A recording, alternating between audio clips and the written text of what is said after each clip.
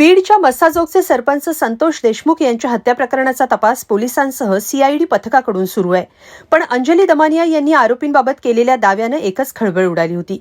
दमानिया यांच्या दाव्यानुसार संतोष देशमुख यांच्या हत्या प्रकरणातल्या 3 आरोपींचा खून झाल्याचं त्यांनी म्हटलं होतं. पण बीड पोलिसांच्या तपासात याबाबत वेगळीच माहिती समोर आली आहे. दमानिया यांना आलेला तो कॉल म्हणजे संबंधित व्यक्तीनं दारूच्या नशेत केलेलं कृत्य होतं असं तपासात आता समोर आलंय. नेमकं काय घडलंय पाहूया या व्हिडिओतून. बीडच्या मस्साजोगचे सरपंच संतोष देशमुख यांच्या हत्या प्रकरणातील फरार 3 आरोपींचे मृतदेह सापडल्याचा व्हॉइस मेसेज अज्ञात व्यक्तीनं सामाजिक कार्यकर्त्या अंजली दमानिया यांना पाठवला होता. त्यांनी याबाबतची माहिती माध्यमांना दिल्यानंतर खळबळ उडाली होती. त्यानंतर बीड पोलिसांनी याचा तपास सुरू केला होता. या तपासात जी माहिती समोर आली आहे त्यानुसार संबंधितानं दारूच्या नशेत हे कृत्य केल्याचं समोर आलंय. तर दमानिया यांनाही या संदर्भात बीड पोलिसांनी नोटीस बजावली आहे. मस्साजोगचे सरपंच संतोष देशमुख यांची हत्या करणाऱ्या आरोपींच्या अटकेसाठी शनिवारी बीडमध्ये मोर्चा काढण्यात आला होता. त्यासाठी सामाजिक कार्यकर्त्या अंजली दमानिया या देखील बीडमध्ये आल्या होत्या. त्यांनी आपल्या मोबाईलवर एका व्यक्तीनं व्हॉइस मेसेज पाठवून या प्रकरणातील 3ही आरोपींचे मृतदेह सापडलेत अशी माहिती दिली होती. ही माहिती त्यांनी बीड पोलिसांना दिली. त्यानंतर याचा शोध पोलिसांनी घेतला असता दारूच्या नशेत एका व्यक्तीनं हे कृत्य केल्याचा दावा पोलिसांकडून करण्यात आलाय.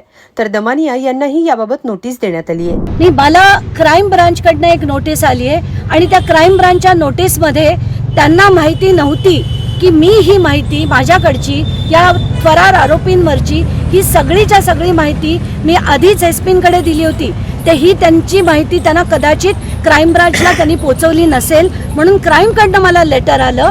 तर क्राईम ब्रांच काय, क्राईम ब्रांच, सीआयडी जी यंत्रणा माझ्याकडनं मागेल त्या यंत्रणेला मी ती द्यायला अगदी सर्रास तयार आहे. दरम्यान पोलिसांनी मेसेज पाठवणाऱ्याचे नाव, तो कुठला आहे किंवा कारवाई काय केली याची माहिती न दिल्यानं संशय व्यक्त होतोय. राज्यभरात गाजलेल्या या गंभीर प्रकरणात दमानिया यांनी मृतदेह सापडल्याचा दावा केल्यानं खळबळ उडाली होती. त्यानंतर रविवारी पोलिसांनी यातील संबंधित व्यक्तीचा शोध घेतल्याचं सांगितलं. पण तो व्यक्ती कोण आहे, त्याच्यावर काय कारवाई केली, त्यानं हे कृत्य का केलं, दमानिया यांनाच का व्हॉइस मेसेज पाठवला यासारख्या कोणत्याही प्रश्नांचा खुलासा पोलिसांनी केलेला नाहीये. त्यामुळे ही कारवाईच संशयाच्या भोवऱ्यात आहे. नाव नाही, किमान तो व्यक्ती कुठला आहे याचीही माहिती बीड पोलिसांनी दिलेली नाहीये.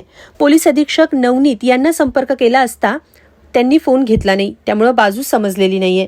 पण भाजप आमदार प्रवीण दरेकर यांनी याबाबत दमानियांना हवेत न बोलण्याचा सल्ला दिलाय. ते म्हणाले, अंजली दमानिया यांच्याकडे जी माहिती उपलब्ध आहे ती त्यांनी पोलीस प्रशासनाला द्यावी, हवेत बोलू नये. ऐकूया दरेकर काय म्हणाले. मला वाटतं अंजली दमानियांना जी माहिती उपलब्ध होते, मोबाईल असेल किंवा इतर माहिती जी उपलब्ध होती ती त्यांनी पोलीस प्रशासनाला द्यावी, जेणेकरून पोलिसांना या सर्व तपासामध्ये निश्चितच मदत होईल.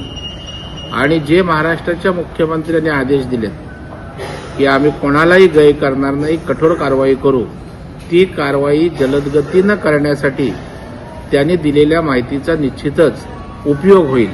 परंतु केवळ हवेत त्या ठिकाणी बोलून चालणार नाही.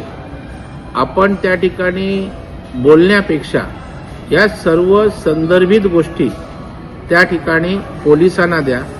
कारण या प्रकरणामध्ये कोणी आरोपींना, गुन्हेगारांना पाठीशी घालणार नाही. कठोर कारवाई व्हावी अशी सगळ्यांचीच इच्छा आहे, आमची इच्छा आहे.